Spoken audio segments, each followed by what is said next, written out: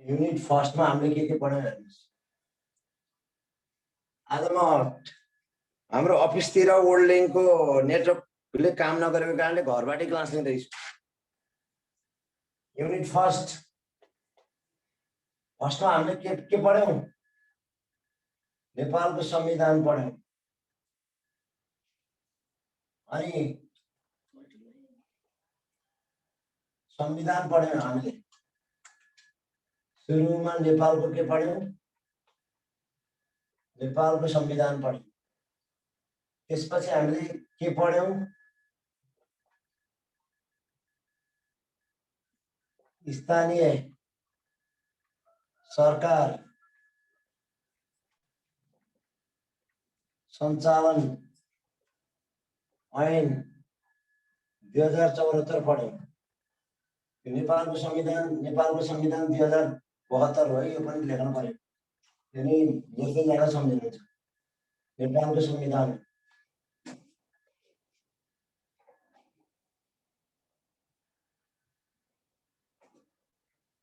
नेपालको संविधान 2072 पढ्यौं। यसपछि हामीले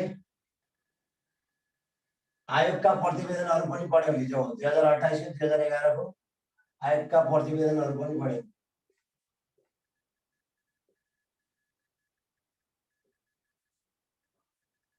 आयोगका प्रतिवेदनहरू पनि पढ्यौं। कतिका पढ्यौं? 2011 का, 2028 को, 2049 को आयोगका प्रतिवेदनहरू पढ्यौं हामीले। त्यसपछि हामीले खुला र दूर शिक्षा पनि पढ्यौं।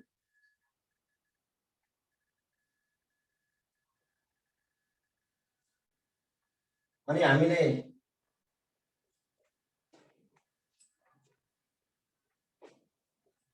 शिक्षा ऐन 2028 पनि पढ्यौं। हामीले शिक्षा नियमावली 2049 का महत्त्वपूर्ण आवश्यक है, आवश्यक विषयवस्तुहरू सबै आवश्यकतै छैन। जम्मै एउटा क्वेशन आउने, दुईटा क्वेशन आउने। शिक्षा नियमावली 2049 पढ्यौं। त्यसपछि हामीले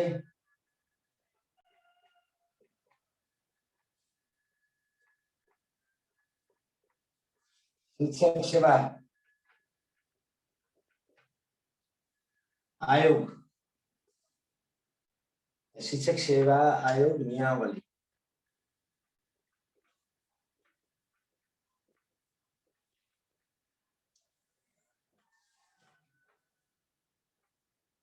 2057 पढ्यौं। धेरै विषयवस्तुहरूमाथि हामीले छलफल गर्यौं है।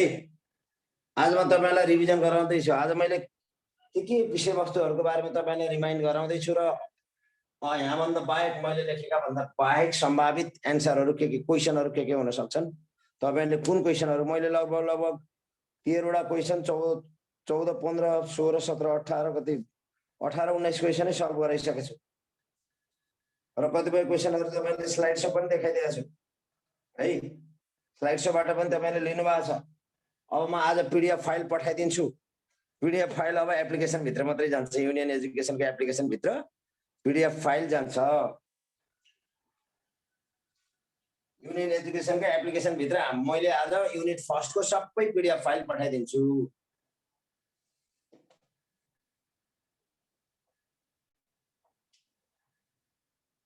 है अब यहाँ मध्ये अब तपाईहरु के बुझ्नु पर्यो भने के अब सम्भावित अरु प्रश्नहरु हामीले धेरै पढियो हो, हामीले धेरै पढियो। अझै सम्भावित प्रश्नहरु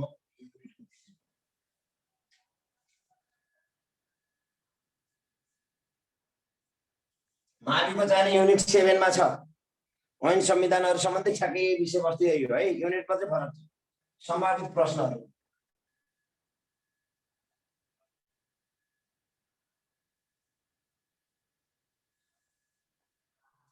ल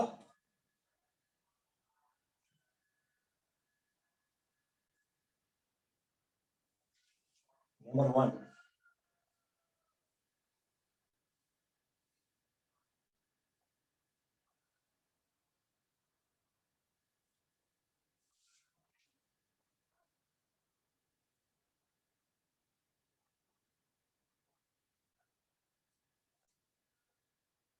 स्थानीय तहलाई शिक्षा सम्बन्धी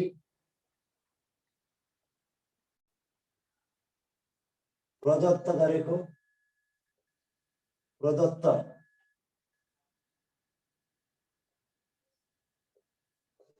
स्थानीय तहलाई शिक्षा सम्बन्धी प्रदत्त गरेको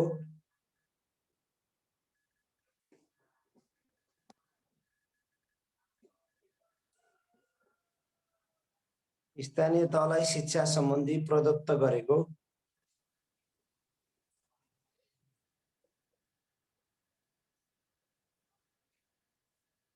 अधिकारलाई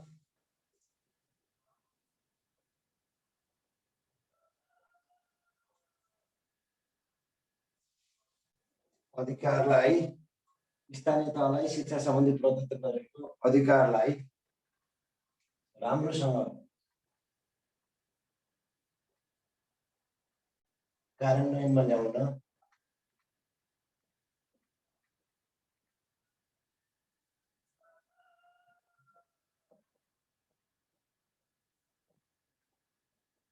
गर्नुपर्ने प्रयासहरूको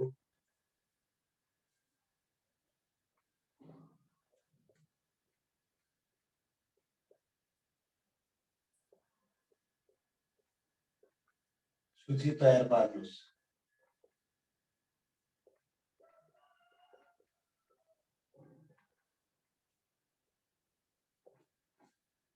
एउटा क्वेशन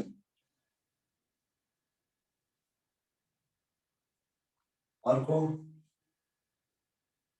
म छलफल गराउँछु है अन्तिममा नआत्तिनुस्। सम्भावित प्रश्नहरू मैले 13, 14, 15, 16 वटा प्रश्न लेखिसकेको छु। अब केही प्रश्नहरू मैले लेख्दैछु, ती प्रश्नहरूलाई हामीले छलफल गर्छौं।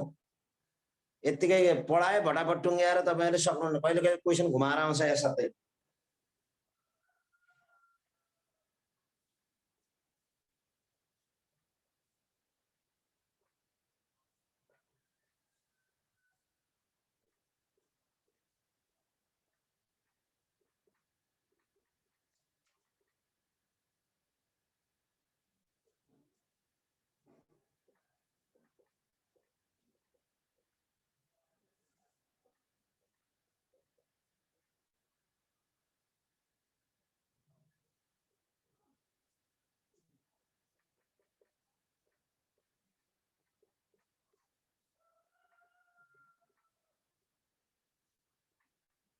खुला तथा दूर शिक्षालाई प्रभावकारी बनाउने ई-लर्निङको भूमिका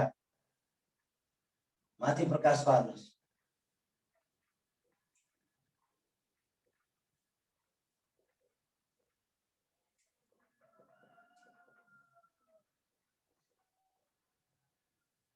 अर्को यही खुला तथा दूर शिक्षा सम्बन्धी अर्को आउन सक्ने क्वेशन कोभिड-19 ले शिक्षा क्षेत्रमा पुर्याएको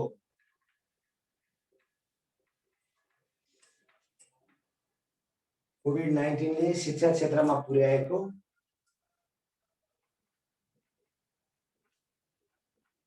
असरलाई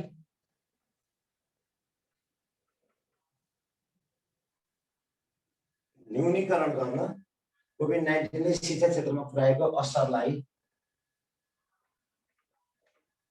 न्यूनीकरण गरी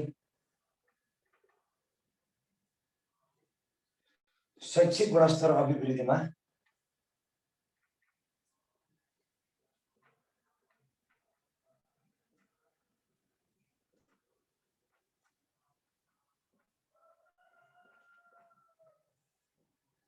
कोभिड-19 ले शिक्षा क्षेत्रमा पुर्याएको असरलाई न्यूनीकरण गरी शैक्षिक गुणस्तर अभिवृद्धिमा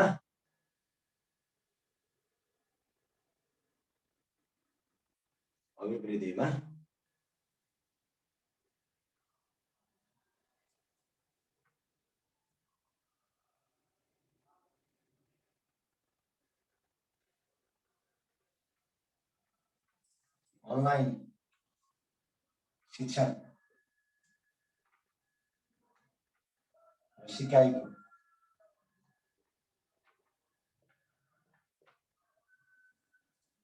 कोभिड-19 ले शिक्षा क्षेत्रमा पुर्याएको असरलाई न्यूनीकरण गरी शैक्षिक गुणस्तर अभिवृद्धिमा अनलाइन शिक्षा सिकाइको कस्तो भूमिका रहन सक्छ? यो खुला तथा दूर शिक्षा सम्बन्धीको क्वेसन हो है, आउन सक्ने क्वेसन हो यो।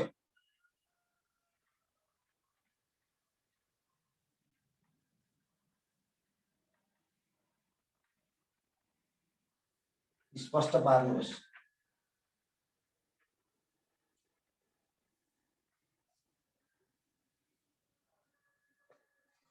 नम्बर 4, पेशागत आचार संहिता त आउँदैछ हामीसँग, त्यस कारणले शिक्षा ऐन र नियमावली सबै पढिएन भन्नुहुन्छ होला, पढ्ने जति आवश्यक छ त्यही मात्रै पढिएको छ है। शिक्षकको आचार संहिताहरू पनि शिक्षक के अरे नियमावली, शिक्षा नियमावलीमा छ। त्यस कारणले मैले शिक्षकको आचार संहिता, शिक्षकको भूमिका हो यो हामीले लेखेको छैन मैले। अब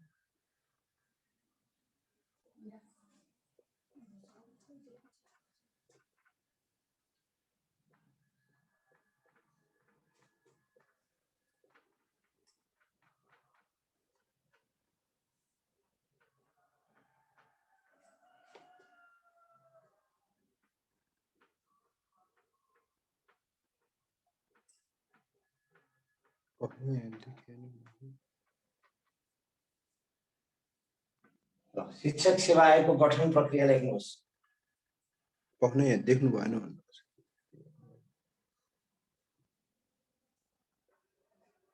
विवेक सुनिरहेछ?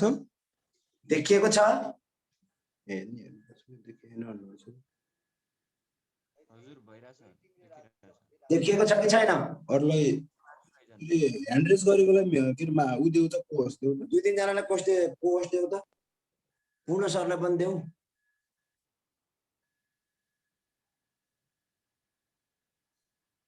देखिएन?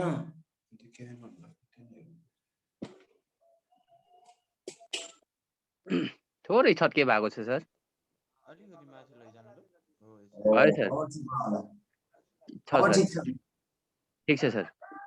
थ्याङ्क यू ल। एकजना चाहिँ पोस्ट राख्छ। 1-2 जना पोस्ट राख्थ्यो है विवेक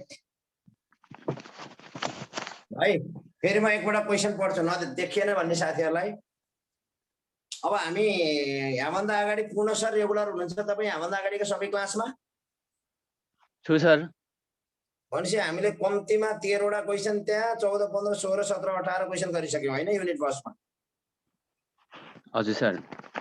हो यो आज मैले थप क्वेसनहरू दिँदैछु कि हामीले युनिट फर्स्ट लगभग यो ऐन नियम संविधान सम्बन्धीका लगभग उहरू सिद्धियो। आधारभूत तहका लागि युनिट फर्स्ट, माध्यमिक तहका लागि युनिट 7 हो। त्यहाँ हामी के सम्बन्धी ऐन सम्बन्धी, संविधान सम्बन्धी, नियम सम्बन्धी छन् कि है। यो बाहेक हामीले शिक्षा ऐन नियमावलीमा भएका अरू पेशागत आचार संहिताहरू पनि पढ्दैछौँ, त्यो छुट्टै टपिकहरूमा छन्। शिक्षक सेवा आयोगको गठन प्रक्रिया लेख्नुहोस् हो। अब अर्को तपाईँहरूलाई यो स्थानीय सरकार सञ्चालन सम्बन्धीको क्वेसन भयो, यी दुईटा खुला सम्बन्धी भयो, यो शिक्षक सेवा आयोगको नियमावली सम्बन्धी भयो हो। अब मैले 2028 को, 2011 को, 2049 को हिजो लेखाएँ, त्यति लेखे पुग्छ, त्यहाँभन्दा धेरै पढ्नु परेन। अब अर्को संविधान, नेपालको संविधान, यो विशेष गरी माविलाई आउन सक्ने क्वेसन, अलिकति क्रिएटिभ क्वेसन। नेपालको संविधान,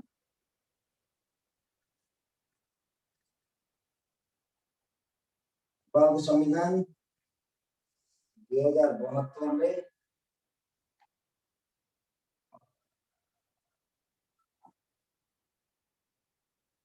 माध्यमिक तहसम्मको शिक्षा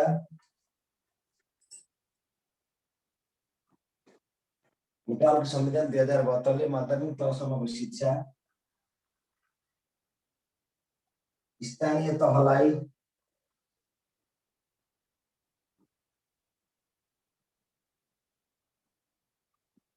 व्यवस्थापन गर्ने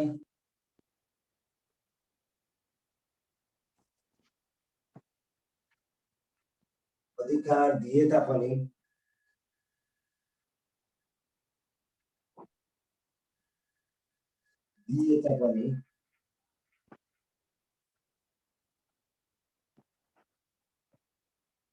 कार्यान्वयन पक्षमा देखिएका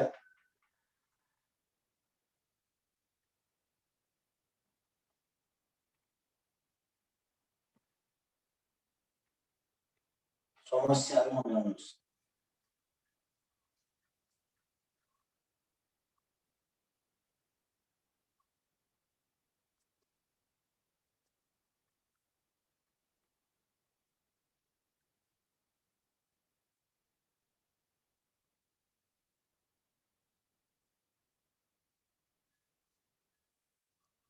कुन सर ठिक छ?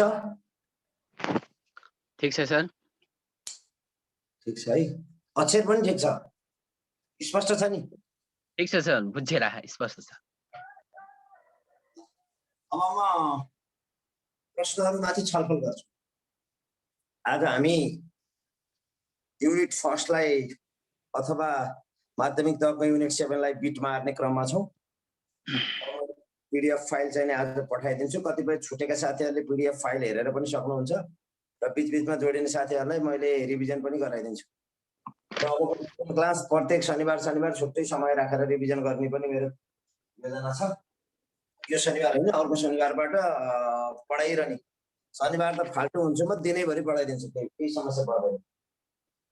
शनिबारले मैले धेरै सेड्युल बनाएको छु। शनिबारमा निःशुल्क कक्षाहरू पनि 2टा हुन्छन्, शनिबारमा परीक्षा पनि लिइन्छ र शनिबारमा रिभिजन पनि गराउने एउटा योजनाबद्ध ढङ्गबाट अगाडि बढिरहेको छु। यसले गर्दा तपाईहरु लाभान्वित हुनुहुन्छ। मेरो उद्देश्य चाहिँ नि जसरी हुन्छ यो पटक सबभन्दा धेरै राम्रो रिजल्ट कहाँबाट आयो, युनियन एजुकेसनबाट आयो भन्ने पार्नु छ। त्यसकारणले म पनि मेहनत गर्छु, तपाईहरु पनि मेहनत गर्नु होला। जहिल्यै पनि अगाडि कपी कलम लिएर उपस्थित हुनु होला। हामी सब पढ्दाखेरि है कपी कलम लिएर बेडमै बसेर पुरै सिर कोडेर नपढ्नु होला। हात मुख धोएर एकदमै फ्रेश भएर आएर कपी कलम लिएर हो कि टेबलमा हैन भने गुन्द्रीमा हो, गुन्द्रीमा खाटमा बसेर बेडमा बसेर हैन कि गुन्द्रीमा पढ्ने कि टेबलमा बसेर पढ्ने हो। ल तपाईहरु हल्ला नगर्ने भए मैले अन्तर्क्रियात्मक ढङ्गबाट लान्थे क्लास। अलि हल्ला गर्नुहुन्छ कि? स्थानीय तहलाई शिक्षा सम्बन्धी प्रदत्त गरेको अधिकारलाई राम्रोसँग कार्यान्वयनमा ल्याउन गर्नुपर्ने प्रयासहरूको सूची तयार पार्नुहोस्। यस्ता किसिमका यी क्वेशनहरू प्राय माध्यमिक तहलाई आउने गर्छ के। अब यो फेरि यो जान्ने बित्तिकै प्राथमिक तहले धेरै लाभान्वित हुन्छ। स्थानीय तहलाई शिक्षा सम्बन्धी प्रदत्त गरेको अधिकारहरू के छन् भनेर मैले विवेक 5-7 जनालाई को होस् देऊ त, कुनैलाई मैले सोध्छु यहाँ अल्टरनेट क्वेशन। 5-7 जनालाई 7-8 जनालाई को होस् बनाइदिनु त। मैले स्थानीय तहले के अधिकार दिएको छ भनेर पढाइसकेको छु। त्यो कोले भन्न सकिँदो रहेछ नि, त्यो पनि टेस्ट गर्नु पर्यो। ल जगदीश दाहालजी। हजुर सर, स्थानीय तहका शिक्षा सम्बन्धी अधिकारहरू निम्नअनुसार रहेका छन्। हजुर ल भन्नुस्, 5 वटा मात्रै भन्नुस् मिनिमम। ल जम्मा 23 वटा दिएको छ। त्यसमध्येमा विद्यालयको नामाकरण गर्ने, गाभिएका वा बन्द गरिएका विद्यालयहरूको भौतिक सम्पत्तिको सुरक्षा गर्ने, त्यसपछि विद्यालय व्यवस्थापन समिति गठनमा भूमिका खेल्ने, त्यसपछि अतिरिक्त क्रियाकलापहरू सञ्चालन गर्ने, हजुर, अनि त्यसपछि आधारभूत तहको परीक्षा लिने, हजुर, त्यसपछि भनेको नगर शिक्षा समितिको गठन गर्ने। ठीक छ, अथवा गाउँ शिक्षा समिति नगर शिक्षा समिति एउटै हो। सही कुरा गर्नुभयो है। यी अधिकार नजानिकन त्यसलाई कार्यान्वयनमा कसरी ल्याउने भन्ने कुरा जानिन्न के। पहिला अधिकार के रहेछन् भनेर हामीले जान्नु पर्यो है। तपाईले सही गर्नु भएको छ। आधारभूत तहसम्मको परीक्षा सञ्चालन गर्ने, अतिरिक्त क्रियाकलाप गर्ने, नामाकरण गर्ने हैन। अब त्यहाँ अरु बाल विकासका लागि अनुमति दिने पनि गाउँपालिकाले हो यति बेला हैन। त्यहाँ भएका के अरे विद्यालय व्यवस्थापन गठन प्रक्रियामा सहयोग पुर्याउने, विद्यालयहरूको निरीक्षण गर्ने, प्रतिवेदनहरू तयार पारेर त्यहाँ आवश्यक सरसल्लाह सुझावहरू दिने, यी काम सामान्य भयो। हेर्नुस् त्यहाँ मैले सूची बनाइदिएको छु। अब त हो त्यसलाई कार्यान्वयनमा ल्याउन गर्नुपर्ने प्रयासहरूको सूची गर्नुहोस्। अब यसलाई कार्यान्वयनमा कसरी ल्याउनु त अधिकार त दियो, तर त्यो अधिकार त दियो, तर त्यो अधिकारलाई केमा ल्याउन सकिएन, कार्यान्वयनमा ल्याउन सकिएन। अब यसलाई कार्यान्वयनमा ल्याउन के गर्नु पर्ला भन्ने कुरा हो क्या। अधिकारलाई जस्तै नामाकरण भन्यो हो, नामाकरण सम्बन्धी के भयो, यसलाई कारण नामाकरण स्वस्फूर्त रूपमा हुनु पर्यो कि स्वच्छ रूपमा हुनु पर्यो क्या नामाकरण गर्न पनि तपाईँको चन्दा अनुसार तपाईँ के अरे 5 लाख भन्दा बढी दियो भने प्राथमिक तहमा त्यो बराबरको दियो भने व्यक्तिको नामाङ्करणबाट गर्न सकिने भन्ने व्यवस्था हो त्यस कारणले नामाङ्करणमा के हुनु पर्यो स्पष्ट हुनु पर्यो कुनै पनि राजनीतिक प्रभावदेखि लिएर स्थानीय प्रभाव केही पनि हुनु भएन अनि अतिरिक्त क्रियाकलापहरू गर्दाखेरि विद्यार्थीहरूको केमा रचनात्मक सिपहरूको विकास गर्ने किसिमको अतिरिक्त क्रियाकलापहरू गर्नु पर्यो खालि भलिबल मात्रै गर्ने फुटबल मात्रै गर्ने हो क्रिकेट मात्रै गर्ने किसिमका अतिरिक्त क्रियाकलाप गर्नु भएन रचनात्मक क्रियाकलापहरू जस्तै हिज्जे हो अनि त्यहाँदेखि उनीहरूको वाद विवाद अब अहिले त के कम्प्युटरहरू जस्तै टेक्निकल्ली सामानहरूको प्रयोग गर्न समेत कम्पिटिसन लगाउनु पर्यो होइन यस्ता किसिमका रचनात्मक अतिरिक्त क्रियाकलापहरू सञ्चालन यति मात्रै होइन विद्यालय व्यवस्थापनको गठन प्रक्रियामा राजनीतिक हस्तक्षेप हुनु भएन त्यसलाई अधिकारलाई सही कार्यान्वयनमा ल्याउने भने विद्यालय व्यवस्थापन प्रक्रियामा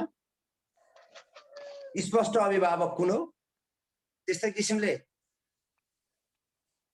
विद्यालय सम्बन्धी शिक्षा सम्बन्धी होइन विद्यालयको ऐन नियम कानुन सम्बन्धी बुझेको अभिभावक कुन हो होइन कसलाई बनाउँदाखेरि विद्यालय सप्रिन्छ भन्ने किसिमकोतिर जानु पर्यो क्या आफ्नो राजनीतिक सप्रिन्छ भन्नेतिर गएको छ यहाँ विद्यालय व्यवस्थापन समितिको कुन अध्यक्ष बनाउँदा हाम्रो राजनीतिक सप्रिन्छ भन्ने किसिमको सोच छ नि त्यस्ता सोच निमित्यान्न हुनु पर्यो हो जसले विद्यालयलाई सुधार गर्न सक्छ जुन असल अभिभावक हो त्यस्तालाई हामीले कार्यान्वयनमा के अरे त्यस्तालाई हामीले प्राथमिकता दिन सकिन्छ त्यस्ता व्यक्तिलाई छनौट गर्न सकिन्छ अनि निरीक्षण प्रणाली फितलो हुनु भएन राजनीतिक प्रभाव यो आफ्नो यो मेरो यसले गलत गरे नि संरक्षण गर्नुपर्छ त्यो अर्काको यसले राम्रो गरे पनि त्यसलाई दण्डित गर्नुपर्छ यस्तो हुनु भएन निरीक्षण प्रणाली फितलो हुनु भएन पूर्वाग्रही हुनु भएन हो यो यसले दिएको अधिकार कार्यान्वयनमा ल्याउनको लागि निरीक्षण प्रणाली के हुनु पर्यो एकदम विशुद्ध हुनु पर्यो निरीक्षण प्रणाली होइन प्रभावकारी हुनु पर्यो हो पूर्वाग्रह रहित हुनु पर्यो तब मात्र के हुन सक्छ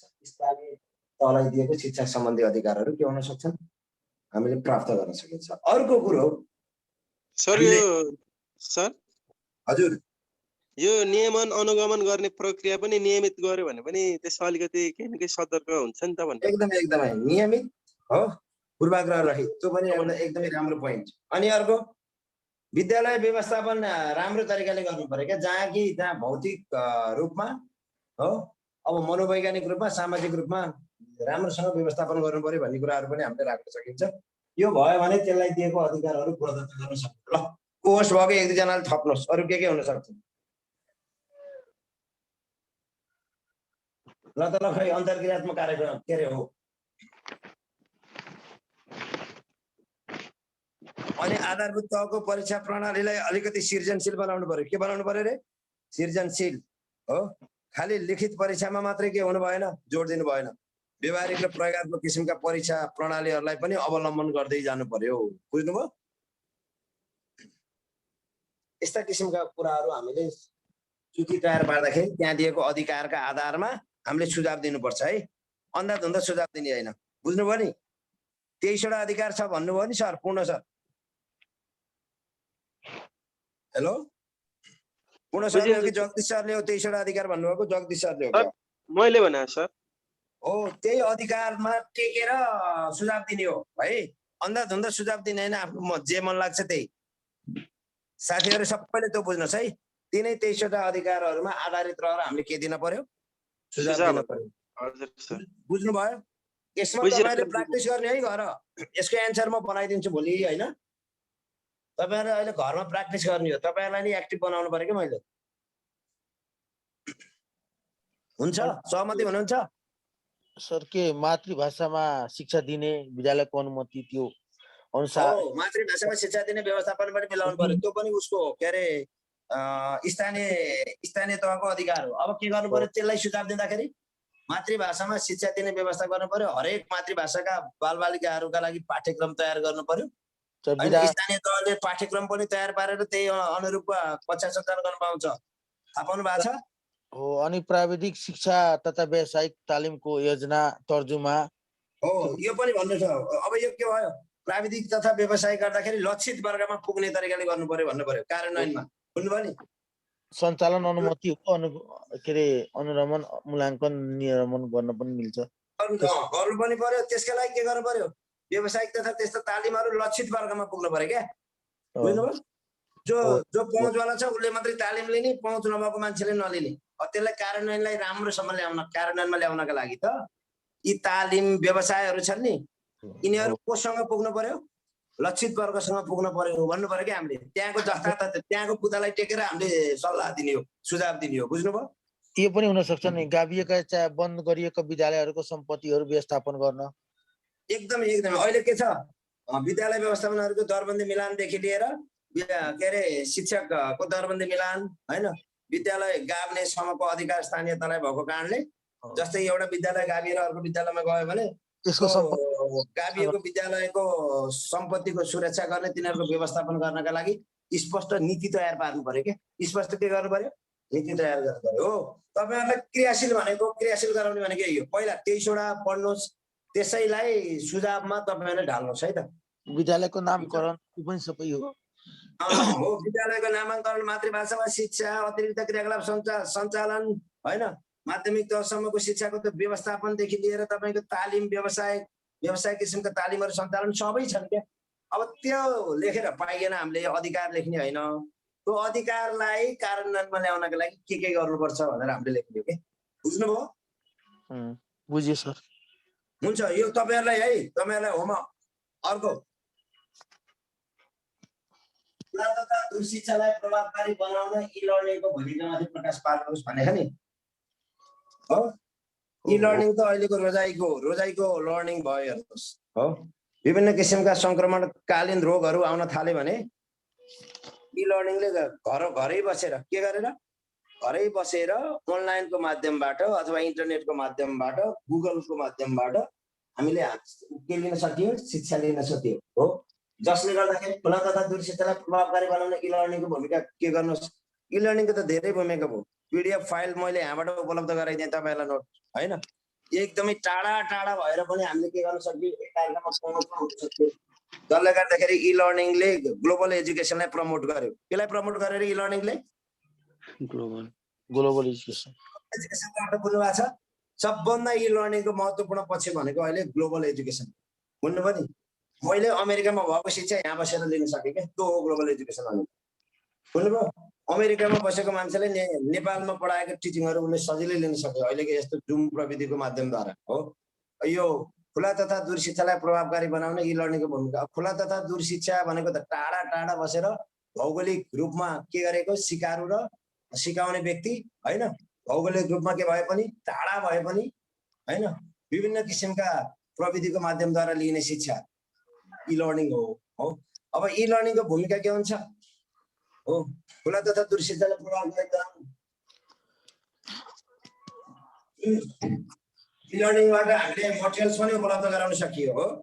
सर जस्तै एउटा कुरा, यो क्वेसन चाहिँ सोद्धाखेरि यस्तो खालको सोध्दो रहेछ, स्थानीय सरकार सञ्चालन ऐन 2074 ले स्थानीय तहलाई प्रदान गरेको शिक्षा सम्बन्धी 5वटा अधिकारको छोटो विवेचना गर्नुहोस्। 76 मा सोधेको रहेछ। त्यो सम्बन्धी हामीले छलफल गर्यौं होला। त्यसका चुनौतीहरू के छन् भनेर, अधिकारहरू के हुन् भनेर पनि हामीभन्दा अगाडि मैले स्लाइडमा देखाइसकेको छु। हेर्नु भएन तपाईले? त्यो म पछि जोइन भएको होला। स्लाइडमा मैले देखाइसकेछु यो प्रश्न है। खुला तथा दूर शिक्षालाई प्रभावकारी बनाउन, अब प्रश्न त लेख्नु भयो है त सबैले। मैले मेटे है त, लेखेर छलफल गर्न पाए हुन्थ्यो भन्नुभयो, एकदम सही गर्नुभयो। मैले मेटे है त्यहाँ एकछिन।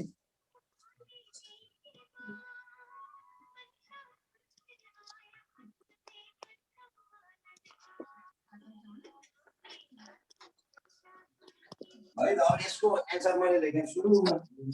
स्थानीय तहलाई शिक्षा सम्बन्धी प्रदत्त गरेको अधिकारलाई राम्रोसँग कार्यान्वयन गर्नुपर्ने प्रयासहरू सूची तयार पार्नु। नामाङ्करण सम्बन्धमा भन्नुहोस्, नामाङ्करण सम्बन्धमा के गर्नुपर्छ भनेर। अर्को तपाईँले मातृभाषामा शिक्षा दिनका लागि के गर्नुपर्छ भनेर यसमा भन्नुहोस्। अर्को अतिरिक्त क्रियाकलापलाई जोड्नुहोस् हो। अतिरिक्त क्रियाकलापलाई जोडेर तपाईँले के दिनुहोस्? सल्लाह सुझाव दिनुहोस्। अर्को मातृभाषामा शिक्षा सम्बन्धी कुरालाई जोड्नुहोस्।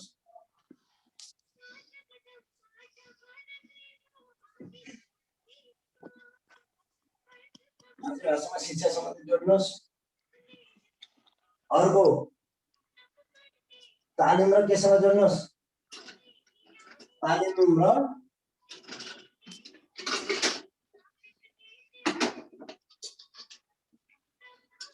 व्यावसायिक पक्षसँग जोड्नुहोस् हैन। 1 2 3 4 5 हो। यी कुरालाई आधार गरेर तपाईले के गर्नुभयो भने अनि विद्यालय व्यवस्थापन सम्बन्धी जोड्नुहोस्। विद्यालय व्यवस्थापन सम्बन्धी कुरा जोड्नुहोस्। अनि जोड्नुहोस् संरक्षण सम्पत्ति संरक्षण सम्बन्धी जोड्नुहोस्। यी विषयवस्तुहरू जोडेर लेख्न सकिहालिन्छ नि, के गाह्रो छ र भने यो बुझ्नुभयो? ल तथा अब यो विषयहरुमा भोलि तपाईहरु लेख्नुस्। अलिकति तपाईहरुले एक्टिभ हुनुपर्छ। जस्ता तस्तै क्वेशन जे लेखे त्यही क्वेशन नआउन नि सक्छ। त्यसकारण तपाईले आफूले त प्र्याक्टिस गर्नु पर्यो नि। जस्ता तस्तै क्वेशन नआउन सक्छ। आफूले नि प्र्याक्टिस गर्नु पर्यो। बुदा पढ्ने त्यसलाई आफूले डेभलप गर्न जान्नु पर्यो। पहिला के लेख्नु भएको छ सर? नामकरण हो कि के हो? नामकरण हो? विद्यालयको नामाकरण सर। त्यही अलिकति त्यो लाइट भएर पछि जोडिनु भएको साथीहरु सबै एडमिसन हुनुभयो भने मैले सबै पीडीएफ फाइल जति उसमा राखिदिन्छु। पीडीएफ फाइल जति मैले युनियन एजुकेसनको एप्लिकेसन भित्र हुन्छ अब सबै नोट अबदेखि। यो पेशागत सकेपछि विषयगत हुन्छ। खुला तथा दूर शिक्षामा 2 नम्बरको प्रश्न है। खुला तथा दूर शिक्षामा ई लर्निङको महत्त्व र भूमिका एउटै हो।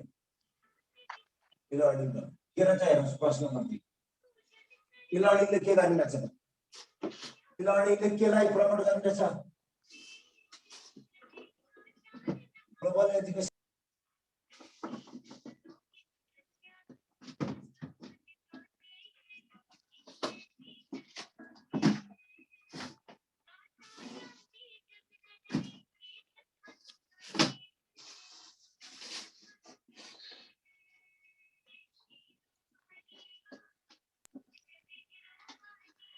शिक्षालाई के गर्छ?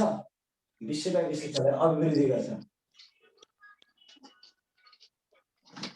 खुला तथा दूर शिक्षामा ई लर्निङले कसरी सहयोग गर्छ त? खुला तथा दूर शिक्षामा ई लर्निङले के गर्छ? स्क्रिन देखेन सर। भौतिक दूरी डिजिटलको माध्यमद्वारा के गर्छ?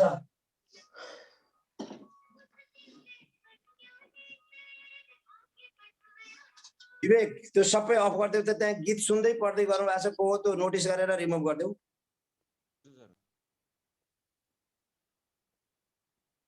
त्यो गीत लगाउँदै के अरे क्लास लिँदै गरेकालाई हेर नोटिस गरेर रिमुभै गरिदेऊ त। भौतिक दूरी डिजिटलको माध्यमद्वारा के गर्छ? यसले कम गर्छ। हो, ई लर्निङले भौतिक दूरीलाई डिजिटलको माध्यमद्वारा कम गर्ने भएको कारणले यसले खुला तथा दूर शिक्षालाई सहयोग पुर्याउँछ। अर्को ई लर्निङले खुला तथा दूर शिक्षालाई कसरी उ गर्छ त? सहयोग पुर्याउँछ त। शैक्षिक सामग्री के गर्छ?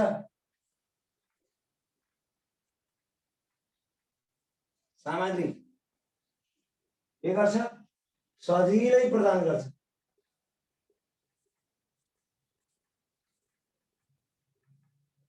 यसले केलाई पनि जोड दिन्छ ई लर्निङले खुला तथा दूर शिक्षामा। हो, ई लर्निङले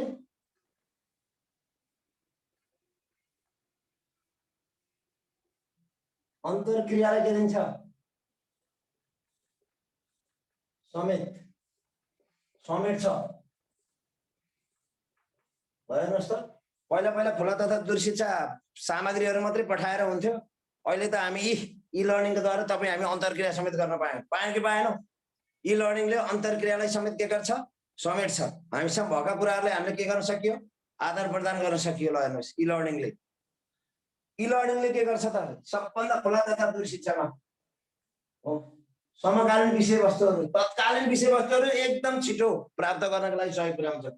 खुला तथा दूर शिक्षामा नयाँ नवीनतम ज्ञान हो। यसले के गर्छ? नवीनतम ज्ञानलाई तत्कालै नवीनतम ज्ञान र सिपलाई सर यो रिसोर्स मेटेरियलहरू पनि सहजै प्राप्त हुन्छ होइन र? हो शैक्षिक सामग्री भन्ने बित्तिकै त्यहाँ त्यही हो रिसोर्स मेटेरियल्स है। शैक्षिक सामग्रीलाई नै रिसोर्स मेटेरियल्सको रूपमा मैले प्रदान गरेको है त हो। इ लर्निङले नवीनतम ज्ञान र सिपलाई के गर्छ?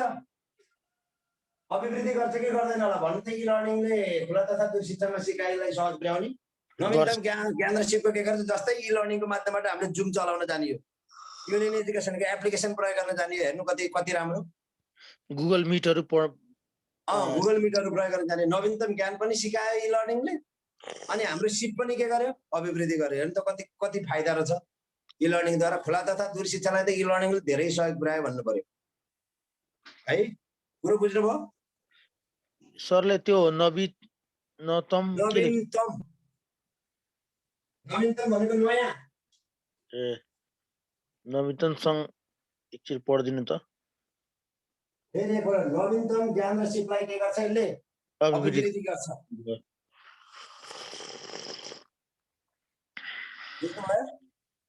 बुझ्यो सर। सबभन्दा महत्त्वपूर्ण पक्ष हो रिसर्च पर्सन्सहरू इजिली अभाइलेबल गराइदिन्छ। हेर्नुहोस् इ लर्निङले जस्तो मेन पावर पनि सजिलै पाइयो कि जहाँबाट जे गरे पनि। हेर्नुहोस् त यो दमौलीमा मैले क्लास लिने भएको भए काठमाडौँका भिआइपी मेन पावर मैले यहाँ ल्याउन सक्थिनँ। तर इ लर्निङको द्वारा के भयो? एकदमै हामीले चोइस गरेको सबभन्दा मेन पावरहरू के शैक्षिक जनशक्तिहरूलाई सजिलै जोड्न सकियो, सजिलै उपलब्ध गर्न सकियो। बुझ्नुभयो साथीहरूले? बुझ्नुभयो कि बुझ्नु भएन? बुझ्यो सर। शैक्षिक जनशक्तिलाई के भयो?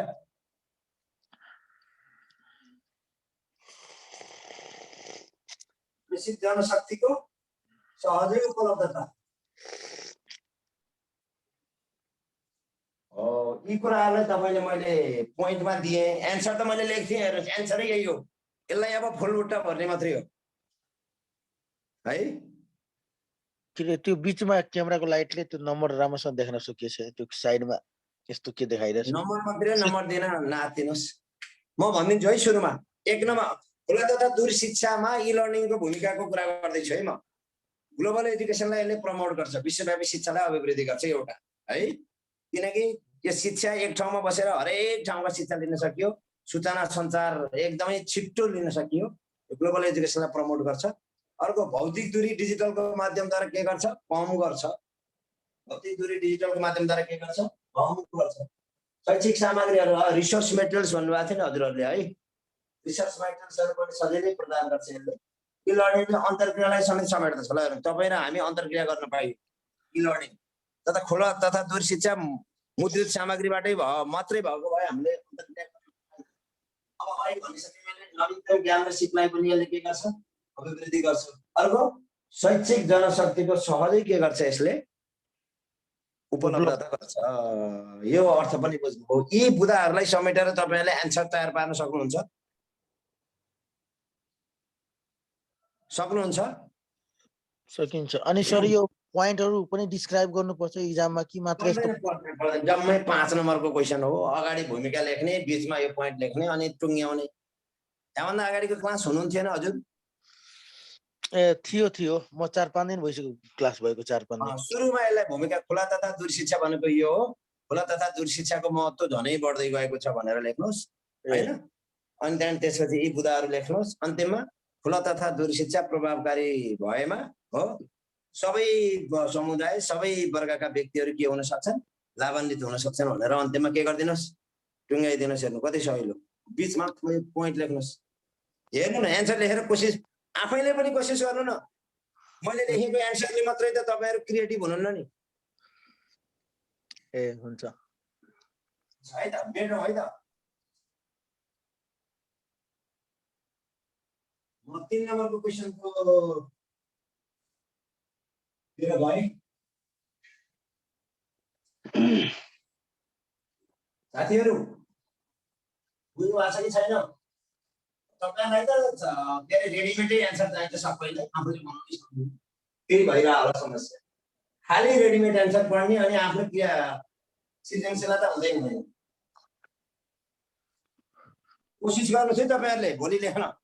खालि तपाईँहरूलाई रेडिमेड एन्सर चाहिन्छ। कहिले कहिले त आफूले नि बनाउन सक्नु पर्यो नि, यत्रो बुदा मैले दिइसकेपछि पऱ्यो कि परेन? रेडिमेड एन्सर पढ्यो बिर्सिहालिन्छ अनि यो सरले क्लासमा सिकाएको भएपछि त्यो बुझिन्छ अनि लङ लास्टिङ हुनु पर्यो नि। Long lasting. त्यस कारण तपाईँहरूले पनि के गर्नु पर्यो, थोरै मैले दिएका बुदाहरूलाई समेटेर आफैले लेख्ने लेखन सिपको विकास गर्नु पर्यो क्या हजुरहरूले पनि, है त? हजुर सर, हुन्छ सर। अब मैले अर्को गएँ, प्रश्न नम्बर 3 मैले के भनेको थिएँ भन्नुहोस्। कोभिड-19 को कोभिड-19 ले शिक्षा क्षेत्रमा पुर्याएको असर। पुरै भन्नु न। कोभिड-19 ले शिक्षा क्षेत्रमा पुर्याएको असरलाई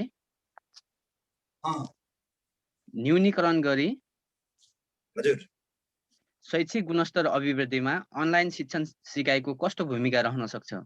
कोभिड-19 को असर र कोभिड-19 ले शिक्षा क्षेत्रमा पुर्याएको असरलाई न्यूनीकरण गरी शैक्षिक गुणस्तर अभिवृद्धिमा अनलाइन शिक्षण र सिकाइको कस्तो भूमिका रहन सक्छ स्पष्ट पार्नुहोस्।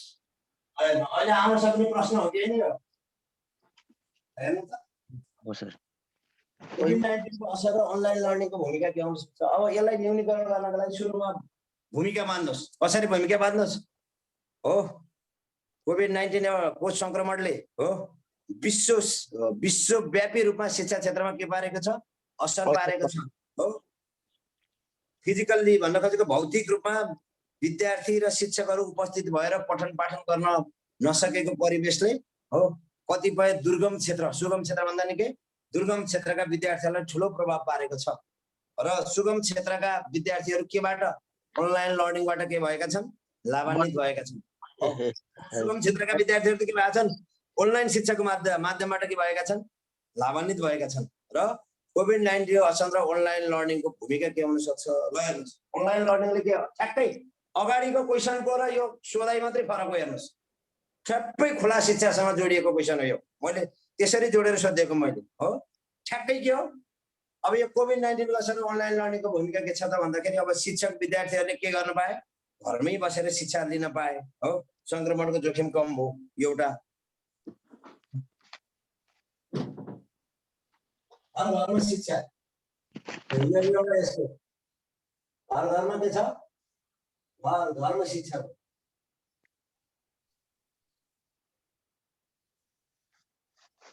घरै बसेर शिक्षा दिन सकियो। कोभिड-19 अनलाइन लर्निङले त्यो भूमिका निर्वाह गर्यो कोभिड-19 पछि। अनि अर्को के गर्यो? अनलाइन लर्निङले कोभिड-19 को अब शिक्षामा अभिवृद्धि गर्नको लागि कस्तो भूमिका खेल्न सक्छ भन्ने कुरा हो। घर घरबाट शिक्षा दिएर कोभिड-19 को बेलामा घर घरबाट शिक्षा दिएर विद्यार्थीहरूलाई लाभान्वित गर्न सकियो भन्ने हो क्या एउटा उत्तर। अनि अर्को के गर्न सकियो?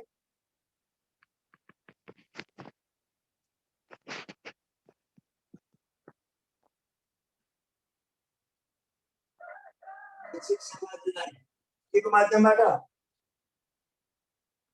डिजिटल माध्यमबाट।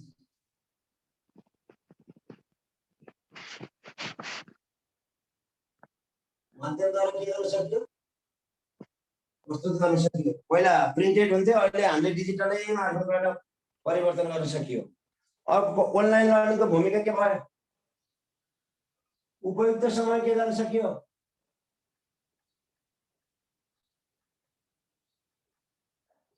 शिक्षा आदान प्रदान।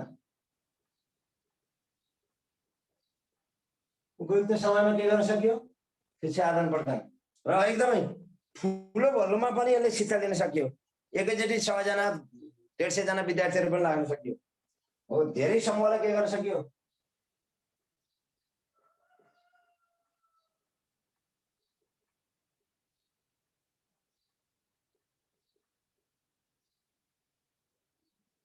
समेट्ने आधार तयार भयो। कोभिड-19 को असर अनलाइन लर्निङको अनलाइनले के गर्छ? कोभिड-19 पछि अनलाइनले के भूमिका खेल्यो भन्ने कुरा हो क्या। धेरै समूहलाई समेट्यो हैन, 10-20 जना मात्रै पढ्थे, 100-150 जना नि गर्न सकियो। उपयुक्त समयमा शिक्षा आदान प्रदान गर्न सकियो। बिहान बेलुका दिउँसो जति हुन्छ त्यो समय के हो सिकारू र सिकाउने व्यक्तिको उपयुक्त समय हामीले छनौट गरेर त्यो अनुसारको शिक्षा लिन सकियो। शैक्षिक सामग्रीलाई डिजिटलको माध्यमद्वारा के गर्न सकियो? प्रस्तुत गर्न सकियो। घर घरमा शिक्षा दिन सकियो। अनि के भयो? अर्को विद्यार्थीलाई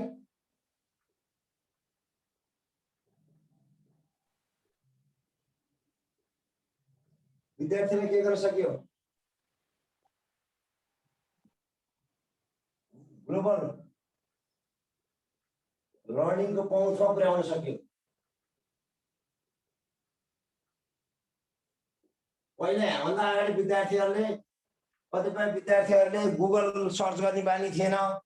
कतिपय विद्यार्थीहरूको नेटमा विभिन्न किसिमका शैक्षिक सामग्रीहरूको पोर्टलहरू सर्च गर्ने थिएन, ह्याबिट थिएन। कतिपय विद्यार्थीहरूलाई जुम एप्लिकेसनको बारेमा थाहा थिएन हैन। कतिपय विद्यार्थीहरूलाई अरू कुराको थाहा थिएन। अब के भयो? कोभिड-19 पछि अनलाइन लर्निङको कारणले विद्यार्थीहरूलाई ग्लोबल लर्निङको पहुँचमा पुर्यायो। केमा पुर्यायो रे? ग्लोबल लर्निङको पहुँचमा पुर्यायो। कस्तो ग्लोबल लर्निङ भनेको? जस्तै आफूले शिक्षकले पढाएको नोट पूर्ण रूपमा चित्त बुझेन भने उनीहरूले अन्त धेरैतिरबाट खोज्न सके हो। अमेरिकाको शिक्षकले दिएको नोटहरू उनीहरूले उपलब्ध गराउन सके। अनि विद्यार्थीहरूलाई ग्लोबल लर्निङको केमा पुर्यायो? पहुँचमा पुर्याउने काम गर्यो। कोभिडको असरपछि अनलाइन। अब यसलाई अभिवृद्धि गर्नका लागि त्यही हो, शैक्षिक क्षेत्रमा यसले ठुलो अभिवृद्धि। घर घरमा शिक्षा दिएपछि के भयो? घर घरबाट होइन, उनीहरूले फिगर पनि प्राप्त गर्न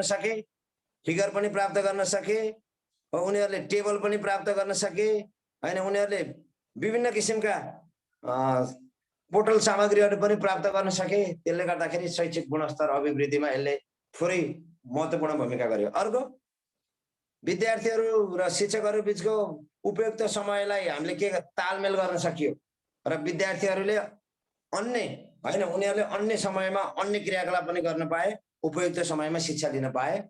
अनि धेरै समूहलाई एकैचोटि 100, 200, 300 जना पनि हामीले पढ्न पाइयो यति बेला शिक्षक सेवा आएको कि हैन। जसले गर्दा धेरै समूहलाई समेट्ने के गर्यो? आधार तय गर्यो। विद्यार्थीलाई ग्लोबल लर्निङको पहुँचमा पुर्याउने काम गर्यो हैन। जस्तै तपाईहरु झापाबाट, सुनसरीबाट, कताबाट जोडिनु भएको छ हैन। यति मात्रै जोडिएर हाम्रो नोट तपाईहरुले पाउनु भएको छ, तपाईहरुको लेखाइ मैले पाएको छु हो। हाम्रो यहाँ कतिले फ्रान्सबाट लिनु भएको छ कक्षा। फ्रान्सबाट लिने साथीहरु बिन्दु शर्मा भन्नेले फ्रान्सबाट लिनु भएको छ। एकजना साथीले जर्मनीबाट लिनु भएको छ हाम्रोमा कक्षा। जर्मनीबाट लिने साथीको नाम मैले भुले अहिले हो। उहाँहरुले फ्रान्सबाट, जर्मनीबाट हाम्रा कक्षाहरु लिइरहनु भएको छ। विद्यार्थीलाई ग्लोबल लर्निङको पहुँचमा पुर्यायो कि पुर्याएन? शिक्षक सेवा आयोग विदेश पढेर नेपालमा पढाएको शिक्षक सेवा आयोग उहाँहरूले लिन सक्नुभयो है। यो सकारात्मक पक्षहरु हुन्। यी कुराहरु हजुरहरुले बुझ्नु भयो जस्तो लाग्छ मलाई। अर्को, यसलाई तपाईहरुले भोलि फुलबुट्टा भरेर मिठो एन्सर लेख्ने हो। अनि मैले प्रस्तुत गर्छु स्लाइड शो।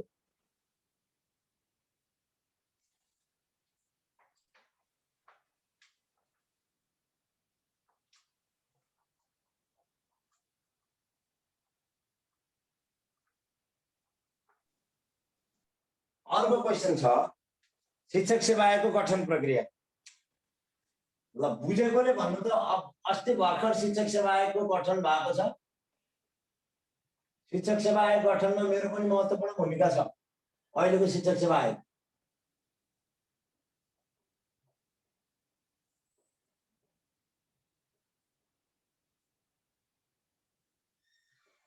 ल भन्नुस् त,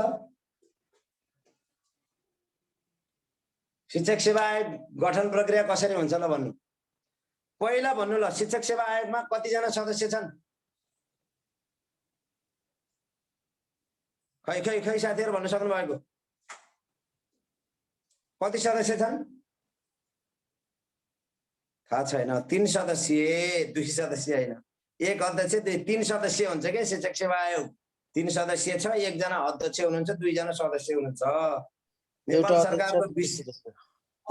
सरकारको विशिष्ट श्रेणीमा काम गरेको हो व्यक्ति मात्रै त्यसको अध्यक्ष हुन पाउनुहुन्छ हो।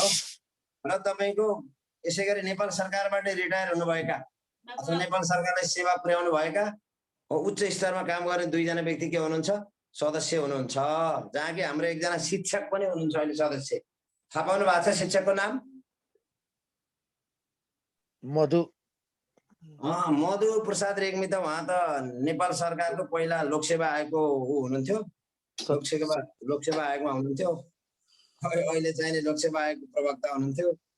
अहिले चाहिँ उहाँ शिक्षक सेवा आयोग हुनुहुन्छ। ल शिक्षिका हुनुहुन्छ क्या एकजना, नन्दकुमारी महर्जन भन्ने, चिन्नुभयो?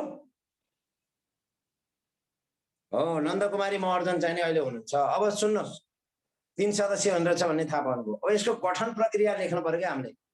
यसको गठन के हुन्छ? यहाँहरू शिक्षक सेवा आयोगका 3 जना सदस्यलाई सिफारिस गर्नका लागि 3 सदस्यीय एउटा समिति बन्छ। त्यो समितिको अध्यक्ष को हुन्छ? थाहा छैन। सर लोकसेवा आयोगको अध्यक्ष हैन? ओ गुड। शिक्षक सेवा अनि आयोगको त्रिभुवन विश्वविद्यालयको उपकुलपति पनि हुन्छन् त्यसमा सदस्य, अनि अर्को एकजना शिक्षा मन्त्रालयबाट हुन्छन्। शिक्षा मन्त्रालय भन्दा नि शिक्षा सचिव है, सिधै त्यो जोड्दिनु शिक्षाको हजुर मन्त्रालयको सचिव। शिक्षा सेवा आयोगको पदाधिकारी नियुक्ति गर्ने समिति।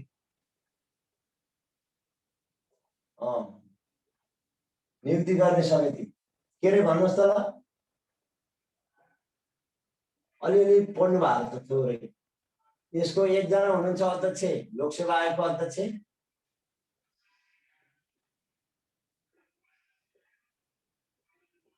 लोकसेवा आयोगको अध्यक्ष। अनि अर्को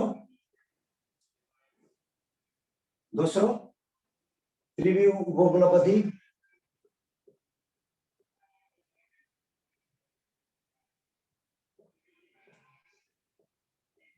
अर्को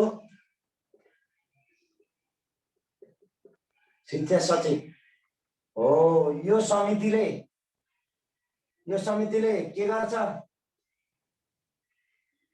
यो समितिले के गर्छ? सिफारिस गर्छ। यसले गरेको सिफारिसलाई निर्णय कसले गर्छ? यो समितिले सिफारिस गर्छ। यो एउटा समिति हो, 3 सदस्यीय समिति। यो समितिले के गर्छ? यो एउटा समिति हो। यो समितिले के गर्छ? सिफारिस गर्छ 3 जना व्यक्तिको नाम। अनि यो सिफारिस गरेकोलाई निर्णय कसले गर्छ? निर्णय मन्त्री परिषद हुन्छ। मन्त्री परिषद नेपाल सरकारले गर्छ नि। नेपाल सरकारले गर्छ। नेपाल सरकारले मन्त्री परिषदले गर्छ। भनेपछि गठन प्रक्रिया यही त हो नि। कति सजिलो छ, गाह्रै छैन। यो तरिकाले शिक्षक सेवा आयोग। हेर्नुहोस् है, शिक्षक सेवा आयोग नियमावली 2049 मा छ। अब अर्को, नेपालको संविधान 2072 ले माध्यमिक तहसम्मको शिक्षा स्थानीय तहलाई व्यवस्थापन गर्ने अधिकार दिए तापनि कार्यान्वयन पक्षमा देखिएका समस्याहरू औँल्याउनु भनेको छ है त। 5 नम्बर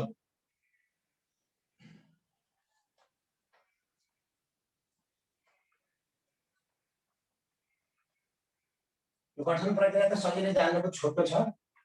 यो प्राविर निमाविका लागि आउन सक्छ, तर 5 नम्बरको क्वेशन 4 नम्बरको प्राविर निमाविलाई हो।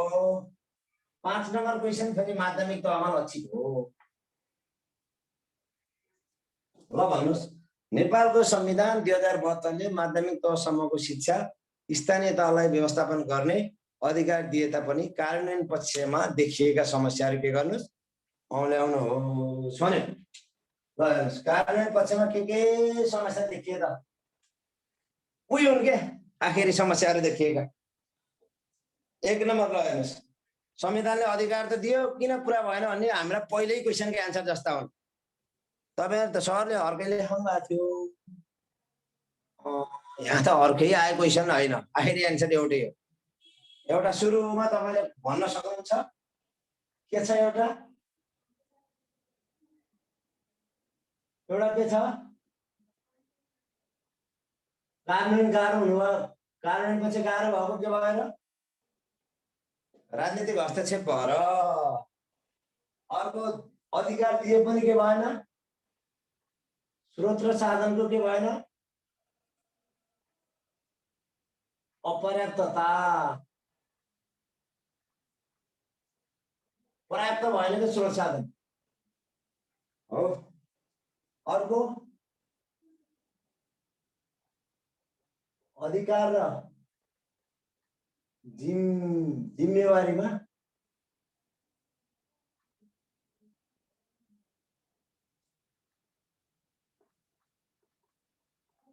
अधिकार र जिम्मेवारी, कसको अधिकार के हो, कसको जिम्मेवारी के हो?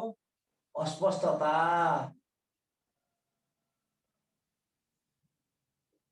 अर्को फितलो अनुगमन र नियमन।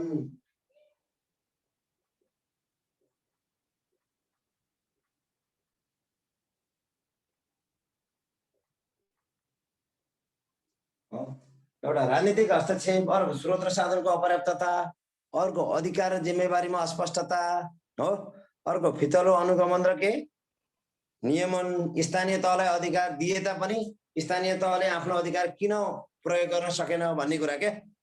अर्को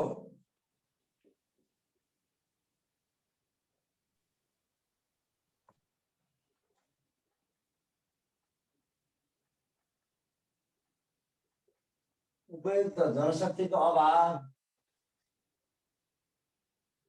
अर्को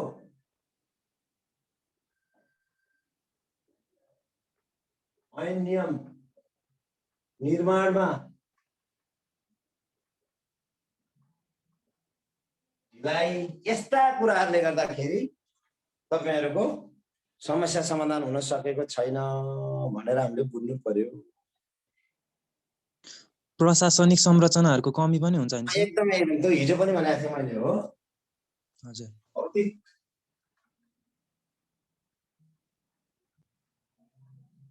संरचनाको तर के अरे त्यो स्थानीय पाठ्यक्रमको पनि हुन सक्छ। स्थानीय पाठ्यक्रम निर्माणमा के छ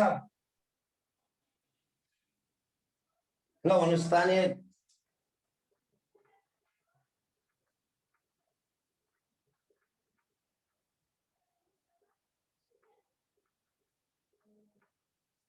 निर्माणमा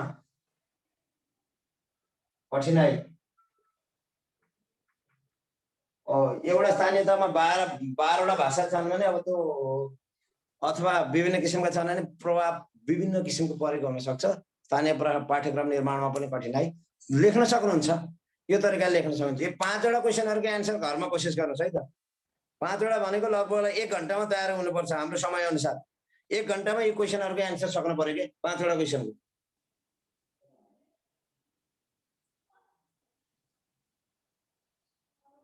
है साथीहरुलाई मैले युनिट 1 को आज बिट मार्दै छु। कतैले विवेकजी अनम्युट गरिदेऊ त, यसो थोरै साथीहरुसँग अन्तर्क्रिया गर्छु। अनि सर के अरे 76 को क्वेसन छ नि माविको, हजुर त्यो गराउनु भएछ पहिला, त्यो एकचोटि त्यसको पनि रिभिजन गराइदिनु हुन्छ भने एक दिन त ठिक यो हुन्थ्यो। युनिट 7 मा आउँदाखेरि हुन्छ। यो क्वेसन त सबैको सल्भ गरेर पठाइदिन्छु मैले।